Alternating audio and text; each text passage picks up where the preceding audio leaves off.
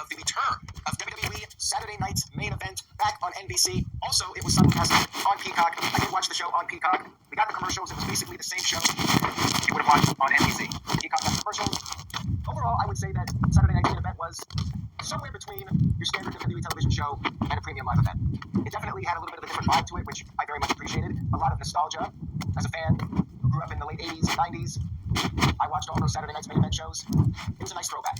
Now, let's talk about what actually happened on the show. Shout out to everybody watching this, whether it's live or on demand. I appreciate your viewership and support. Some of you might be watching for the first time. I hope you enjoyed the video. If you do, I'm on here every week recapping Raw, SmackDown, and AEW Dynamite. Leave your thoughts in the chat room if you're watching live. Let me know what you thought about Saturday Night's Main Event, your favorite match, your least favorite match. What were your thoughts on Jesse the Body Ventura coming back to the show? I'll talk about him in just a moment here.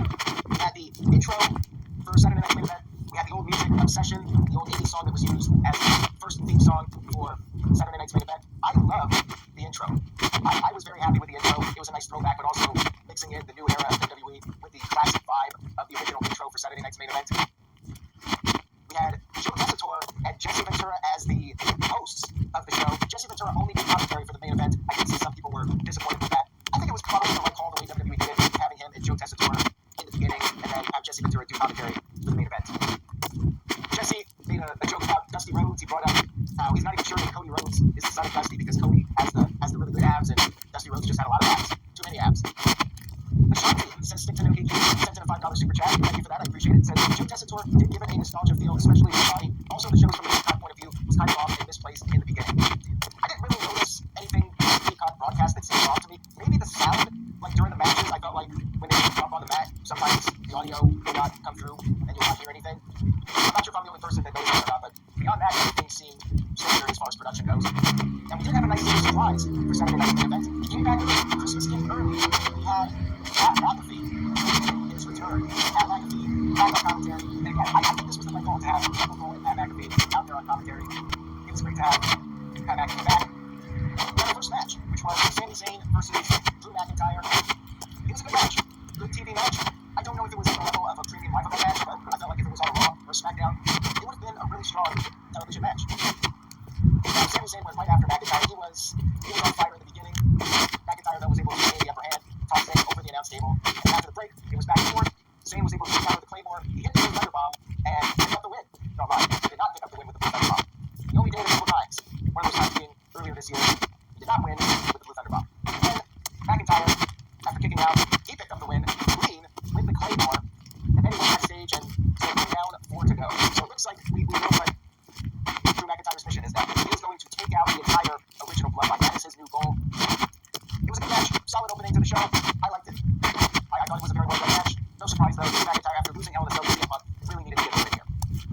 We had some legends in attendance for the show. We saw Tito Santana. Jimmy Hart was there. Man, Jimmy Hart looks great. He's 80 years old. He looks fantastic. I mean, I think a lot of us wish to look as good as him if we make it to 80 years old. So, shout out to Jimmy Hart, South of the South, all-time legend. And shout out to Hamp Connell, who sent in a $5 super chat. Thank you for that, Hamp. I appreciate it. Hamp says, today in history in 2008, Jeff Hardy won his first WWE Championship in a triple threat match with Triple H and Edge and Roman. That was a great moment. It's too bad that Jeff's title was so short and they had to go with that. Pretty lame feud with Matt Hardy, at least as far as I'm concerned. I wasn't the biggest fan of that feud. It was cool though to see Jeff win. Jeff really had a fantastic year from 2008 all the way through SummerSlam. That was the peak of his career, I would say. Thank you again for that, Hamp. Now, let's get to our second match of the evening, which was Liv Morgan versus Io Sky for the Women's World Title. Very competitive match here. Io did get a lot of offense. She did her springboard moonsault to the outside, did a suicide dive, got her back in the ring, the missile drop kick. Eventually, Liv got the upper hand. She busted out a code breaker, and Io regained the upper hand, hit her with some German suplexes. Then Io just nailed Liv right in the nose. It was brutal. Brutal knee to the face. Then Io hit the bullet train attack in the corner. Then went for the moonsault. You would think that would have been it, but no. Liv Morgan got her feet up, and then Liv picked up the win. Oblivion. Good match here, and it accomplished what it needed to. Giving Liv Morgan a nice, strong title retention. She's been champion SummerSlam or before SummerSlam. She's been champion for a while, and she really hasn't had too many title defenses. This was good for her. Good for the title reign. It was solid match here. The match was over. Just champion moment in SummerSlam. I don't know forgetting. That's the thing when she doesn't really defend the title like that. I'll really forget how she even won the title in the first place. After the match was over, the former champion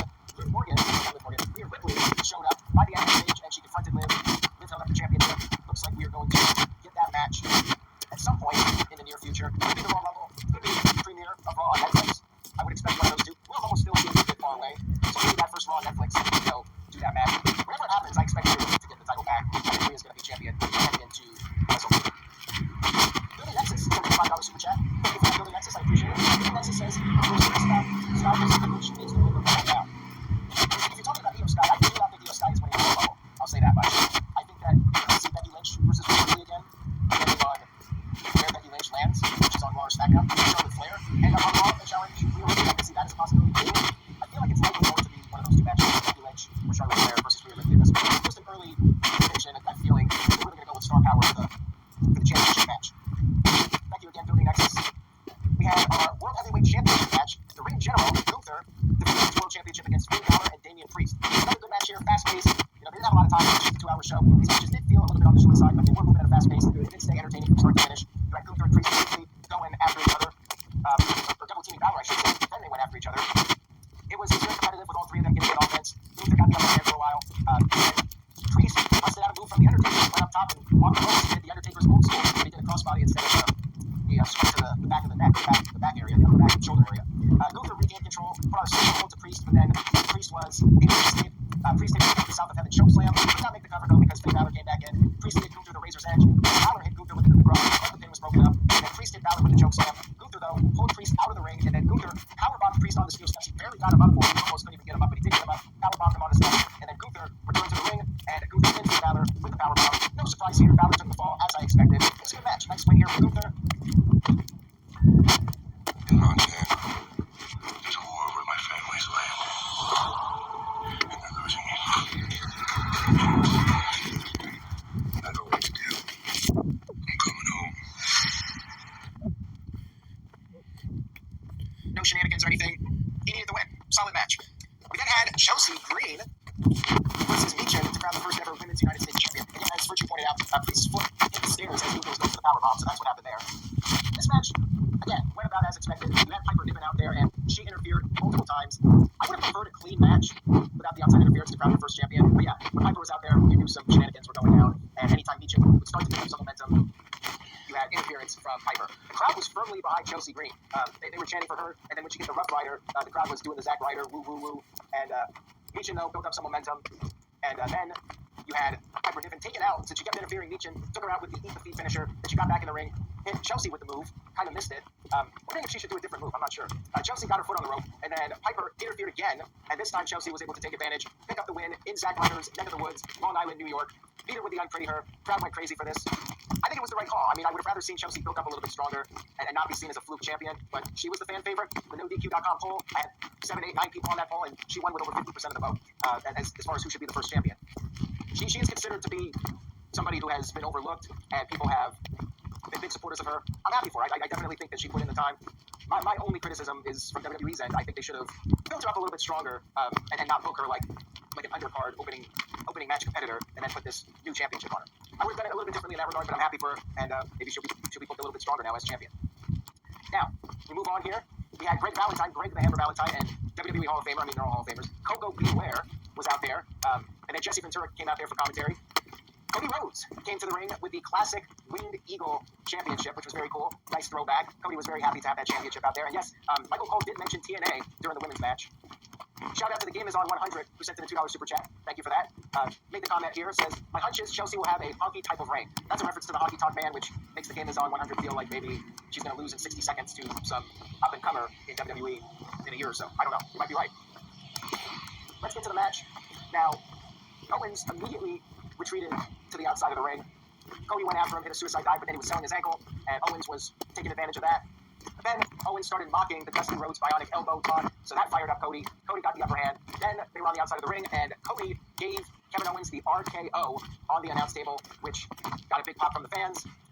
Then Cody got him back in the ring, hit a springboard cutter. Owens kicked out of that, and then Owens regained the upper hand with a Fisherman's Buster. And then Owens went for a stunner. Cody countered out of it, but in the process here, the referee got knocked down. The referee was out of position. Owens hit the stunner and went for the cover. A second referee ran down. Owens had the match won, but by the time the second referee got in the ring, Cody was able to kick out. Then the second referee accidentally got taken out by Cody. Owens brought in a steel chair, tried to use it, but then Cody took him down with a cutter, and then Cody gave Owens the crossroads onto the chair, and Jesse Ventura, old school Jesse, called out Cody Rhodes for cheating in this match, and the referee happened to recover, countered the 1-2-3 victory. Cody Rhodes picked up the win, and the show went off the air on a high note with Cody Rhodes celebrating, but then after the show went off the air, Kevin Owens attacked Cody, gave him the pile driver, and took off with the championship. So they're continuing the feud, obviously. Owens is going to say he got screwed, and he just took out Cody with the pile driver that put Randy Orton on the shelf. This feud will continue, perhaps to the beginning of the year, maybe the Royal Rumble. We'll see where it goes. And that was Saturday night's main event. Overall, I think it was a pretty good show. Was it perfect? No, it did feel a bit rushed at times. Maybe they should have just stuck with 4 matches instead of 5. But it was a very entertaining show. It did move very quickly. I enjoyed Jesse Ventura. He was a little rusty. I think at one point he called Kevin Owens Kevin Owen, and he stumbled on his words a little bit. He did feel a little bit dated at times, but at the same time, he was also entertaining, and it was a nice change of pace to have him out there. As Ham points out, it did feel like a little bit of a glorified house show, but you had the bells and whistles with the nostalgia, the Saturday night's main event, which made it fun, and it made we had a new champion crowd, we had the Wing Eagle, we had a few memorable moments on the show. It wasn't perfect, but I did enjoy it. I will give it a B+. I very much enjoyed Saturday night's main event. It was an easy watch. 2 hours went by very quickly. And I'm looking forward to the next one. I'm curious to see where things go from here and what they do for the next Saturday night's main event. Will they continue to put stock in it, or will they be like, well, we did the one, we're not going to put any effort into the other ones? We'll see. Shout out to the Rock's Jockstrap, who sent in a $2 super chat. Thank you for that. Says, McAfee blows Brave Ventura in full time. I think Pat is great. I know he's not everybody's cup of tea, but he is very entertaining, and I loved having him out there. I think he was the one surprise on this show. They basically gave that away during the week with the social media that everyone figured it was the Winged Eagle. And even Chelsea Green winning was a report that came out, so it's not like there were any real surprises if you're following wrestling news on the internet. Maybe if you don't go on the internet at all and watch the show, you may have been a little bit surprised, but I think I would have liked to have seen a few more surprises. I'm not sure what they would have been, but it felt like a fairly by-the-numbers show, but still entertaining with the bells and whistles. No Charlotte Flair return on this show. I mean, there were rumors that she might have returned as soon as this week, but maybe they bring her back after the beginning of the new year. Maybe she shows up on the Netflix Raw premiere. We'll see. Anyways, thank you all so much for tuning in tonight. I very much appreciate everybody for watching. And if you liked the video, please give it a thumbs up, a like on the NoDQ YouTube channel. Stay tuned to NoDQ.com for the very latest news and rumors. You can check out the full results from the show over on NoDQ.com. Say yes to NoDQ.com, NoDQ.com/merch to buy merchandise. Take care, everybody, and I will see you all next time.